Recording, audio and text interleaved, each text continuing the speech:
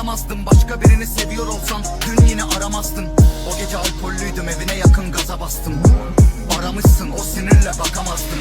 Elimde tutuk yapan bir silahla tutuşuyorum, bilmiyorum şu an hangi yüzüne konuşuyorum. Yine de karanlığıma güneşsin, bu dönüşü yolun gitme. Başka birine dönüşüyorum. Sevda yapmaz, güle edermiş.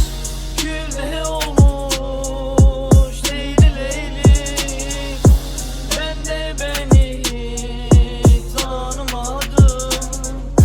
Şu gurbetin ettikleri. Sevda yapmaz, güle edermiş. Gülle olmuş Leyli Leyli. Ben de beni tanımadım. Şu gurbetin ettikleri. Kafamda 500 milim depresanla Kafamda 500 milim depresanla ciğerlerim katran hala. Her aşkı nefes sanma, incitildim.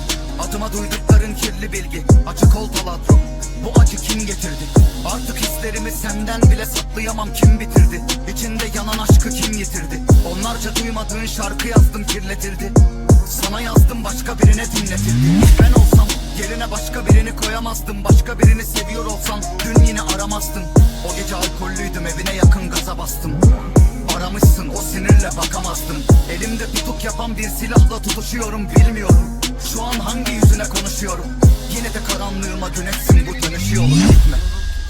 Başka birine dönüşüyorum.